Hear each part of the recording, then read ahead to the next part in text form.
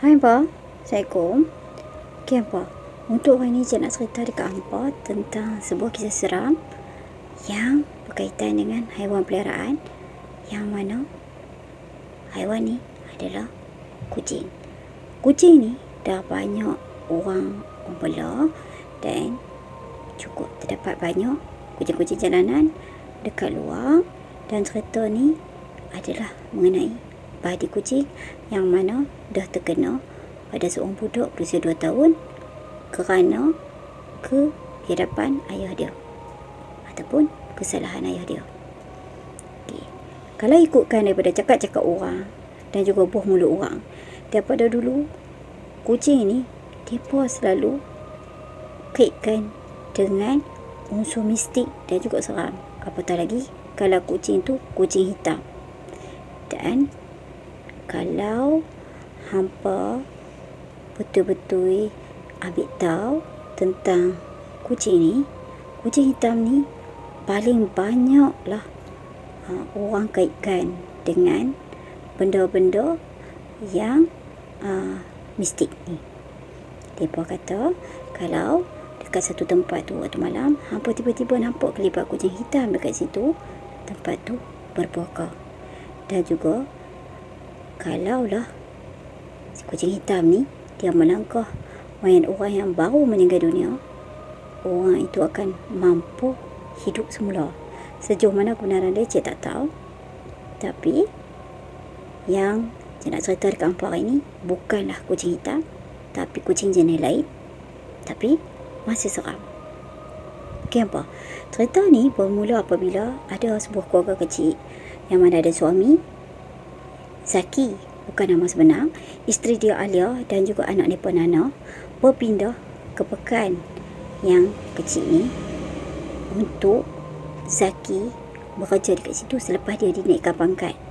Dan dia pilih untuk duduk dekat tempat yang berhampiran dengan bukit kerana kawasan tu agak tenang dan jauh sikit lah daripada jalan. Dia sukakan macam tempat yang tak terlalu bising. Dan alhamdulillah selama seminggu dia duduk kat situ tak ada langsung masalah, walau dengan jiran ataupun persekitaran mereka tu. Mereka seronok kat situ dan cuba menyesuaikan diri dengan sebaik mungkin. Sampailah satu hari, time ni si Zaki baru je balik pada kerja dan dia duduk kat sofa untuk dia berehat. Tak dan sampai 10 minit macam tu, tiba-tiba dia terdengar bunyi suara kucing mengiau daripada luar rumah dia, berhampiran pintu luar lah. Lepas tu dia mula-mula buat tak tahu. Kemudian dia ni macam angin, dah marah-marah. Dia kata, hei, binatang ni menyusahkan, nak bising pun dekat rumah aku. Dia cakap macam tu lah. Okay. Dan ingatkan kucing tu akan berhenti, tapi dia apa? Dia makin kuat mengiau. Mungkin dia lapar. Dan kemudian si Zaki ni pun meninggikan suara dia lah. Hei, tensionnya aku, nak berehat dengan tenang pun tak boleh, dia kata. Dan isteri dia pun, Alia, menjenguk daripada dapur. Dan dia pun cepat-cepatlah pergi dekat pintu. Alia ni pun bukakan pintu dan betul dekat depan pintu tu memang ada seekor kucing yang comel. Tapi dia ni kotor dan dia lapar. Dia pun mengiau-mengiau dan si Alia ni rasa belah. Sifat Alia dengan si suami dia ni Zaki amat berlainan. Alia ni sangat sayangkan kucing, dia suka kucing. Tapi Zaki pula dia tak suka sebab bagi dia kucing ni kotor. Dia busuk dan dia tak suka dengan kucing. Daripada kecil lagi dia memang tak suka kucing. Kemudian Alia ni angkat kucing tu dan nak bawa masuk dalam rumah. Kemudian si Zaki pun berdiri. Awak nak bawa pergi mana kucing tu? Dia kata, saya nak bersihkan dia dan bagi dia makan, dia lapar. Awak nak buat apa pun awak buat dekat luar. Awak jangan pandai-pandai nak bawa dia masuk dalam rumah saya. Saya tak suka. Azli katakan dengan nada yang marah. Alia pun tak berani jawab. Dia pun diam saja dan dia letakkan balik kucing tu dekat luar dan dia pun pergi dapur, ambil sedikit makanan, tikuilah ikan dengan nasi putih untuk dia bagi dekat kucing tu. Dan sejak daripada hari tu, kucing tu memang duduk dekat luar apa, setia tunggu Alia ni bagi dia makan. Dan juga setiap hari lah, waktu si Zaki nak pergi kerja, dia akan tengok kucing tu, dan balik kerja pun dia akan tengok juga kucing tu. Tapi dia tak pernah ada rasa kesian ataupun belah dekat kucing tu. Malah dia akan tolak-tolak kucing tu dengan kaki apabila kucing tu cuba nak pi dekat dia.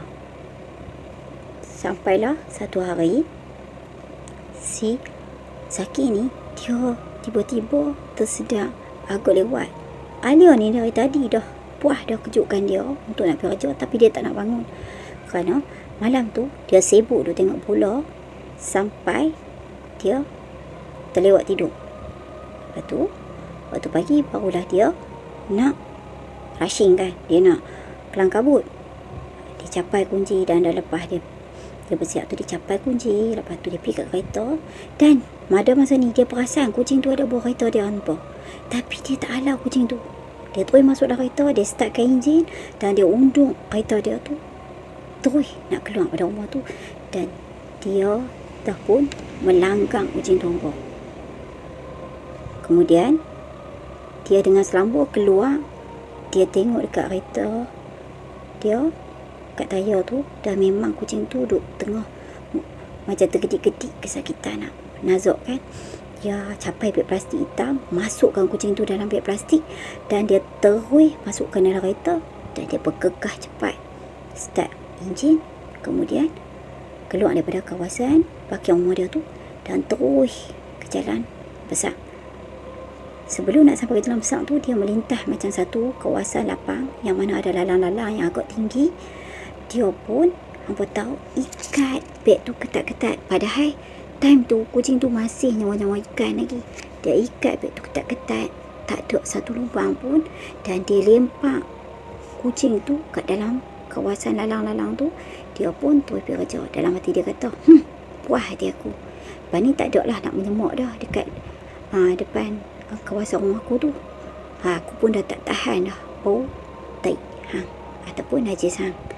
Kemudian dia pun sampai kat pejabat dan teruskan kerja dia macam biasa. Tapi hari tu, kerana kerja dia yang terlalu banyak, dia terlewat baliklah. Dia nak stay back untuk dia teruskan kerja dia. Tapi pada pukul 6 lebih macam tu, Alia tiba-tiba call suami dia. Dan Zaki pun jawab panggilan. Dia tanya pasal apa. Alia kata, tolonglah balik. Nana ni dari tadi lagi tak berhenti-berhenti, tak tahu apa punca, sampai muka pun dah merah. Dia kata daripada tengah hari tadi saya dah pujuk, demam dah, apa tak. Kemudian si Zaki kata, mungkin sakit perut kot. Tak, dia tak sakit perut apa, tapi dia seolah-olah macam nampak sesuatu. Dia asyik menjerit, dia asyik menangis. Kemudian si Zaki yang dengar ni jadi tak boleh nak fikir apa yang dah jadi kat anak dia. Dan dia pun kemaskan marah dia, dan dia pun terus nak balik ke rumah. Sampai je si Zaki kat depan rumah dia, pada masa tu dah pukul 7.30. Dah agak senja. Daripada jauh ni dia nak masuk parking tu, dia akan buka tingkap, dia boleh dengar dah suara anak dia raya. Tapi suara dia ni, anak dia raya ni macam suara yang agak nyaring, dan macam kedengaran macam bunyi suara kucing raya, macam miau yang agak kuat macam tu pun. Dia mulalah berfikir-fikir tentang kejadian tadi. Tapi dia kata, alah, mana ada nak sangkut paut kan. Dia macam pujuk dia sendirilah. Okay. Dan kemudian dia pun masuk, cubalah nak pujuk anak dia. Lepas tu dia kejap dukung, kejap Alia pula. Tapi yang buat tak jadi apa. Sampailah dekat pukul 9 malam. Pada masa ni si Nana ni dah lembik dan muka dia hampir biru. Barulah si Zaki ni mengalah, dan dia telefon kawan dia, Adi, untuk bawa bapak dia, Pak Halim, mai rumah mereka untuk tolong. Sebab Pak Halim ni dia pandai perubatan Islam. Jadi si Zaki ni cakap dekat Adi, tolonglah cepat, sebab anak aku ni teruk dah ni. Pukul 10 malam macam tu, barulah si Adi ni sampai dengan ayah dia. Dan waktu Pak Halim nak langkah masuk dalam rumah tu, dia tengok keadaan dalam rumah tu macam berbeza. Tapi dia tak cakap kat siapa-siapa. Dia cuma merenung kat satu sudut di tepi kabinet. Dan kemudian dia berpaling pada Zaki. Dia cakap, Zaki, Maizat, hang ada buat apa-apa yang tak kena ke hari ni atau sebelum ni? Dia cakap, saya tak ada buat apa-apa. Seingat saya memang saya tak ada buat apa-apa. Dia dengar rasa tak bersalahnya, dia cakap, dia macam confident lah. Lepas tu Halim tanya lagi, cuba hang ingat betul-betul, hang ada buat apa-apa tak?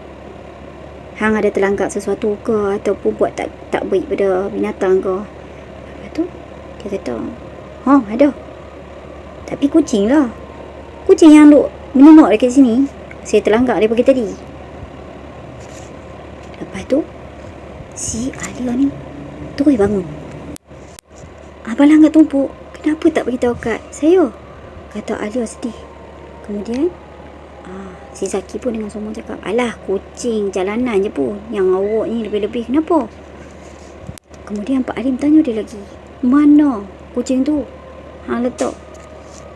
Lepas tu si Zaki pun cakap, saya dah letakkan dalam plastik hitam, saya dah buang dah dekat simpang jalan tu. Ya Allah, hang buang dia dan letakkan dia dalam plastik tu, dia hidup ke atau dia dah mati, Zaki? Saya pun tak pasti, tapi nyawa-nyawa ikat lah, dah nak mati dah. Jadi saya lempaklah dia kat situ. Astaghfirullahalazim. Pak Halim menggiling-gilingkan kepala dia. Dan kemudian dia kata, ambil cangkui, mai ikut aku sekarang, kita pergi cari kucing tu. Si Zaki ni, dia masih macam blur-blur, apa tau? Kenapa nak kena pergi cari? Hang nak selamatkan anak hang ke atau tak? Yalah, saya nak. Jom. Kemudian mereka pun pergi dekat simpang yang mana si Zaki dah lempak kucing tu tadi. Dekat 10 minit juga mereka cari sebab keadaan tu gelap dan ada satu jalan perjalanan dekat situ. Buah mereka suluh-suluh dan kemudian Zaki jumpa. Kat dalam tu memang ada kucing yang dia langgar tadi. Dalam keadaan mulut dia dah darah, tapi dia dah kerah lah. Maksud dia, hang yang bunuh dia, Zaki. Hang dah lenggek dia ataupun hang langgar dia. Lepas tu hang ikat dia dalam plastik ni hidup-hidup. Pada waktu dia nazak. Hang tahu tak, anak hang jadi macam tu hari ni kerana badi kucing ni. Hang buat jahat pada kucing ni dan akibat dia anak hang yang kena tanggung. Hang tahu tak apa akibat dia pada perbuatan hang ni? Hang boleh bahayakan nyawa anak hang. Sebab kalau terlambat, anak hang akan kehilangan nyawa dia tau. Okay, apa? Lepas tu Pak Halim tanya pada Zaki ni, Zaki, Pakcik nak tanya hang dah menyelesai ke dengan apa yang hang dah buat ni? Zaki pun akhir dia mengalah. Dia pun teriak, saya malu dengan Pakcik, saya malu. Saya tak sangka sebab kerana perbuatan saya ni, anak saya yang jadi mangsa. Saya janji saya takkan buat dah semua ni lagi, kata Zaki. Dan kemudian Pak Halim kata, ya, Pakcik harap hang dah berubah. Mintalah ampun daripada Allah. Dan sama-sama lah kita doa supaya lepas ni anak hang akan pulih. Pakcik semua usaha, yang nak menyembuhkannya adalah Allah. Kemudian Pak Halim pun suruh si Zaki ni korek lubang dekat situ dan cakap lah, dia minta maaf dengan seikhlas hati dia waktu dia nak kuburkan kucing tu. Kemudian si Zaki pun buat macam tu. Pada masa tu tiba-tiba kedengaran bunyi suara kucing macam marah tu. Kuat bergema ni kawasan tu. Dan si Zaki mulalah takut. Tapi dia teruskan juga cakap tu. Dan selepas dia dah kuburkan kucing tu, suara kucing yang marah tadi hilang. Dan selepas tu dia pun balik ke rumah Zaki. Dan apabila dia sampai, tak ada dah kedengaran suara anak dia Nana menangis. Dan anak dia pun dah tidur. Isteri dia kata dia pun dah mau minum susu dan tertidur kerana mungkin dia letih.